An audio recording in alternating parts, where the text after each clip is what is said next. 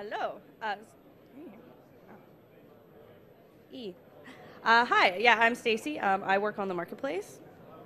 And today I really just wanted to run through sort of the new features of the marketplace and how to put your plugin up or add-on. The other thing is we just changed from the word plugin to add-on. So you'll find that I'm going to stumble all the way through the presentation because we did it this week. So you're going to have to bear with me. So this is the new and improved add-on page. You can see that you have a banner, a carousel, a logo and title, description, and also the marketplace pricing. So what parts of that page can you edit?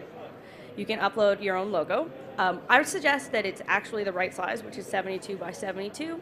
We do scale it, but it doesn't look as nice.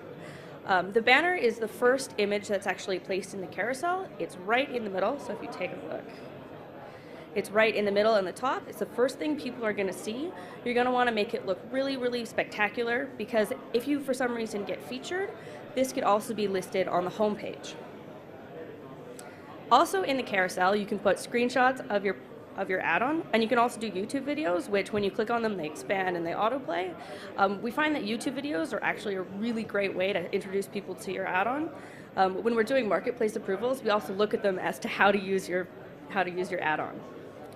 We also have the plugin add-on listing, add-on pricing. Just to note, when you actually apply for your pricing, you can only change it once per quarter. So make sure that you've really done your research to have your pricing where it should be. So the title of your add-on should be no longer than 40 characters. It can be, but I don't suggest it. We'll actually truncate it. And then you get actually 37 characters because 3 of them turn into the ... You also get an area for description. We found we've had some large marathon descriptions. And I mean, one of the things about nerds is we love to tell you about what we've done, through blood, sweat, and caffeine. So I suggest actually taking the time to look at your audience and tell them why your add-on is actually useful to them instead of just describing the features. And make it short and sweet. Shorter is always better. So this is the new marketplace homepage. With the featured carousel, as I mentioned before, if you become a featured add-on, your banner will end up in the carousel. There's also the staff-picked application grid, which I'll mention later, the category search grid, and there's actually a plugin listing below with a set of filters. So we have 6 types of lists. There's the staff-picked list, which I'll go over in a minute. The most popular, which is the most downloads from the whole lifetime of your plugin. The top grossing list, which is the most money made on the marketplace in the last 30 days. So if you're doing your own licensing, we don't know how much money you've made, and therefore you will not get into the top grossing list. And lastly, the trending. So it's the add-ons that have had the most downloads in the last 14 days. And the point of this list is because we're trying to figure out different types of ways to get newer add-ons exposure. It's actually a pretty complex problem. So, and the other thing is the staff-picked application grid. Again, those are things that we're going to go over in a sec. How do you get to be in the staff-picked grid or list? We're looking at a number of things, which is sales, views, downloads. If your add-on is getting tons of really awesome reviews, so we can check that. And frankly, if one of us uses it and we just think it kicks ass, we're going to pick it. And one of the questions we get is, does being in the marketplace mean you automatically get on the list? The answer to that is no. You have to be awesome. If you're curious how to be awesome more, you have to ask my manager, because he actually does the staff picking himself. So we also have edited and improved search. I don't know if any of you have used the search on the marketplace recently, but it actually works pretty well. So you can search for ratings, you can search for everything. One of the things that, when I was talking about making your description short and sweet, is that we've seen people put keywords in their descriptions, but in terms of searching, that description is way further down the list of items that you like are the weighted items. So you might as well just use categories instead.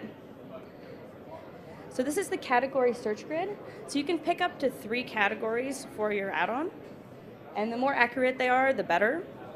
if you categorize your add-on in an area that it isn't, and someone downloads it and tries to use it, you'll get a bad rating. We've seen that a lot recently as well. So all of these things all of the things I mentioned at the start are actually required to be a marketplace submission. And when you go through the process, you send us, sorry, excuse me, a little slow today. I'm a little tired from last night. So when you do your marketplace submission, we've been getting piles. We've had like 60 or so in the past few weeks. One of the things that people forget to do when they create their add-on in the marketplace website is they forget their binary URL, which is the place to download your add-on from. If we don't have your add-on, we can't actually review it for the marketplace. So please remember to include your binary URL. We are also checking the compatibility. So if your add-on is compatible with Jira 3 point something to 5, make sure that is actually compatible for that. We will be checking it. Your licensing libraries within your add-on need to be up to date. The minimum requirement is always listed on our marketplace page. You also have to be in the Google group or the vendor mailing list for us to accept. A couple of other small things. So when you're making your add-on, make sure that the plugin key in both the plugin XML and the one that's listed on the marketplace are the same. We actually use that to communicate between the Universal Plugin Manager and the marketplace. So if they don't match, the searching doesn't work. And also the compatibility searching doesn't work either. Anyways, that was pretty much it. So I wanted to remind everybody that I actually wrote the logic for the Code Guys competition. So I would highly recommend you enter. But if it's broken, I didn't do it. And then lastly, if you want to know more, please visit developer.atlassian.com. And I really wanted to put Neil Patrick Harris in my slide set somewhere. And that's it.